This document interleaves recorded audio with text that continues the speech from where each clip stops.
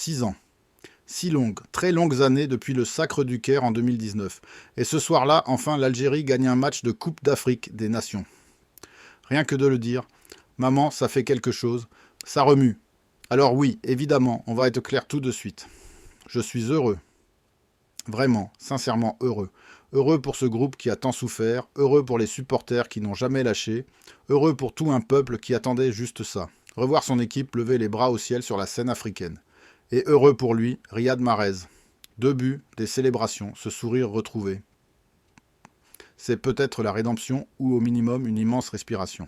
Mais voilà, c'est là que commence le vrai débat, le débat du supporter algérien exigeant. Comment on analyse ce match? Comment on le lit, ce 3-0?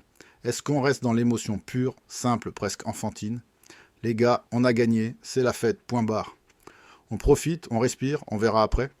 Ou est-ce qu'on fait ce qu'on a toujours demandé? Analyser le football, vraiment regarder le contenu, les mécanismes, les manques, les promesses. Et franchement, c'est là que je suis partagé. Parce que d'un côté, cette victoire fait un bien fou, elle libère, elle enlève un poids de 100 tonnes. Mais de l'autre, si on est honnête entre nous, si on aime vraiment cette sélection, on ne peut pas s'arrêter au score. Surtout quand l'adversaire, c'est le Soudan. Et je le dis avec tout le respect possible. Leur contexte est compliqué, leur situation est difficile, et rien que d'aligner une équipe mérite le respect. Mais sur le terrain, l'Algérie devait montrer plus, beaucoup plus. Et c'est ça qui me gêne. C'est ça qui me travaille depuis le coup de sifflet final. Parce que quand tu marques très tôt, que tu mets le but le plus rapide du tournoi jusque-là, tu te dis « Ok, là ça peut s'enflammer, là tu peux dérouler, imposer ton tempo, écraser. » Sauf que ça n'a pas vraiment été le cas. La première période, soyons honnêtes, elle est insuffisante. Peu de rythme, peu de mouvement, très peu de justesse technique. Beaucoup de jeux longs, trop de ballons rendus et surtout un paradoxe énorme. Le Soudan jouait haut, très haut. Ce n'était pas un bloc ultra bas, recroquevillé, fermé à double tour. Non, il y avait de l'espace derrière, entre les lignes. Et pourtant, l'Algérie n'en a pas profité. C'est là que la frustration naît. Si le Soudan avait défendu à 10 dans ses 30 mètres, j'aurais dit « Ok, match piège, non, c'est dur, ça arrive. » Mais là, il y avait matière à faire mal, très mal. Et quand tu regardes froidement les chiffres, ils racontent aussi quelque chose. En première période, l'Algérie cadre très peu. Le Soudan, lui, se crée des situations. Et sans un bon match du gardien algérien, l'histoire aurait pu être différente. C'est ça aussi la vérité du football. Alors forcément, les comparaisons arrivent. Tu regardes le Sénégal qui gagne aussi 3-0 face au Botswana. Mais la domination, l'intensité, le volume d'occasion, c'est un autre monde. Attention, je ne dis pas que l'Algérie doit être au niveau du Sénégal aujourd'hui, ce serait malhonnête. Mais ça montre un écart dans le rythme, dans la maîtrise, dans la constance. Et pourtant, et c'est là que ce match devient fascinant. À partir d'un moment précis, tout change, à partir des entrées. Les jeunes, et là tu te dis, mais pourquoi attendre? Quand Ibrahim Maza entre, quand le tempo accélère, quand les prises de balles sont plus propres, quand les appels sont plus justes, le match prend une autre dimension. Tu vois des frappes tardives, tu vois du danger, tu vois enfin une équipe qui joue vers l'avant avec personnalité. Et c'est là que le débat devient profond. Cette sélection a du talent, un potentiel énorme, mais ce potentiel est encore mal exploité. C'est pour ça que ce match ne peut pas être résumé à 3-0, tout va bien. Non, ce match, c'est un miroir entre ce que l'Algérie est aujourd'hui, une équipe en réaction, et ce qu'elle pourrait devenir, une équipe qui domine. Passons maintenant au cœur du jeu, là où l'émotion redescend pour laisser place à l'analyse froide. Le premier but est très beau, symbolique même. Une récupération Haute d'Hicham Boudaoui qui gratte et se projette comme un vrai box-to-box. Un décrochage intelligent devant, la transmission est au bonne. Et derrière, la lucidité. Contrôle, pied gauche, enroulé, but. À ce moment-là, tu te dis, c'est parti. Et pourtant, le soufflet retombe. Ce qui frappe, c'est le manque de continuité. Pas de vague, pas d'enchaînement, pas de pression constante. L'Algérie marque puis accepte de baisser le rythme. Sans ballon, l'équipe est souvent en retard. Le pressing est déclenché mais jamais synchronisé. Un joueur sort, les autres suivent d'une demi-seconde trop tard. Résultat, des espaces énormes dans le dos. Et ça, même face à une équipe modeste, c'est dangereux. Le Soudan, malgré ses limites, a osé. Il a joué court, attaqué les espaces. Et honnêtement, sans un Anthony Mandrea vigilant, l'Algérie aurait pu être punie. Ce n'est pas de la critique gratuite, c'est un constat tactique. Une équipe qui presse mal est une équipe exposée, surtout quand son milieu n'est pas équilibré. Le cas Ismaël Ben Nasser est intéressant. Avec ballon, il apporte, il donne du liant. Mais sans ballon, il souffre parfois dans le replacement, laissant des zones libres. Quand tu joues avec un bloc qui se projette mal ensemble, ces détails deviennent des failles béantes. Autre symbole fort de cette première heure, le jeu long.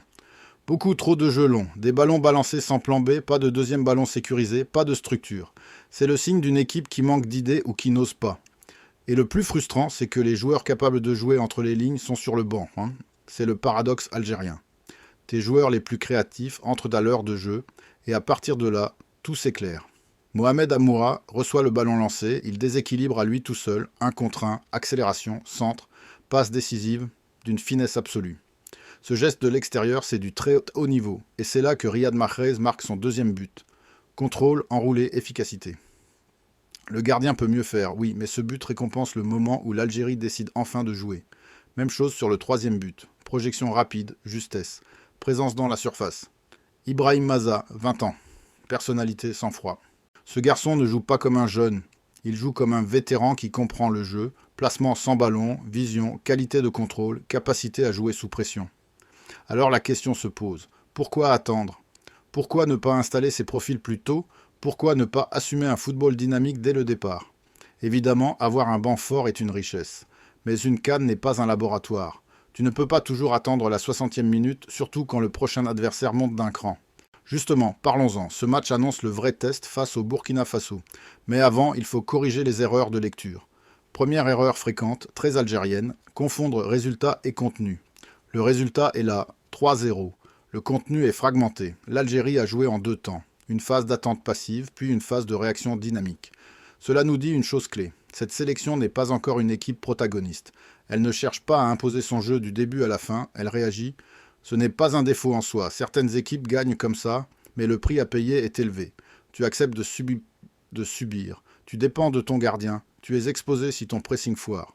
Et là, on a vu que quand la pression ne fonctionne pas, l'équipe est coupée en deux. C'est un problème de synchronisation collective, pas juste individuelle. Deuxième erreur, tout mettre sur le dos de Vladimir Petkovic. C'est facile. Tactique, choix, 11 de départ. Oui, on peut débattre. Mais on ne peut pas lui enlever une chose. Le groupe vit. Il y a de la sérénité, de la cohésion. Les célébrations ne mentent pas. Dans une CAN, ça compte. Le problème, c'est que cette harmonie humaine n'est pas encore une maîtrise technique sur le terrain. Troisième erreur, croire que les jeunes vont tout régler par magie. Maza, Amoura, ils apportent rythme et audace, mais ils ne peuvent pas porter seuls la structure. Ils doivent être intégrés dans un cadre clair, avec des automatismes. Sinon, tu risques de les brûler.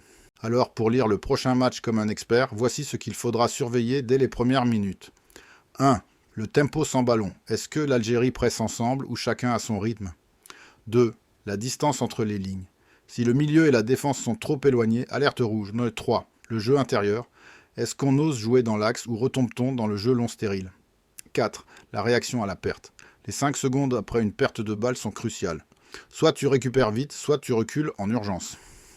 Contre le Burkina Faso, ces détails feront la différence entre la victoire et la punition. Ce match sera le test de vérité, non pas pour savoir si l'Algérie peut gagner, mais comment elle veut gagner. En conclusion, mettons de l'ordre. Est-ce que l'Algérie a fait un bon match? Non, pas sur l'ensemble. Elle a fait un match moyen avec une très bonne fin. Est-ce que la victoire est méritée? Oui, sans débat, grâce à la qualité individuelle et à l'efficacité. Est-ce qu'on doit s'inquiéter? Non, mais rester lucide, absolument. Le message principal est là. L'Algérie a une énorme marge de progression, mais aussi des limites actuelles très claires. Pour la suite, le plan est simple. Regardez les 15 premières minutes sur per minute du prochain match. Observez le pressing, les profils qui touchent le ballon, les remplacements, les réactions. Le football n'est pas une science exacte, c'est un sport d'équilibre. Et cette Algérie est exactement dans cet entre-deux. Elle n'est plus perdue, mais elle n'est pas encore installée. Elle a des leaders, elle a une jeunesse excitante, elle a un banc. La seule question qui compte, est-ce que tout ça va enfin s'aligner au même moment? Le prochain match nous le dira. Quoi qu'il arrive, rappelons l'essentiel. Pas de haine, pas d'attaque personnelle, pas de certitude absolue. On peut être exigeant, mais toujours avec respect pour le maillot et le jeu. Si cette analyse t'a parlé, si tu veux lire le football autrement que par le score, abonne-toi, like et dis-moi en commentaire ce que tu attends vraiment de cette équipe. Prenez soin de vous, les amis. Et comme toujours, la paix sur vous.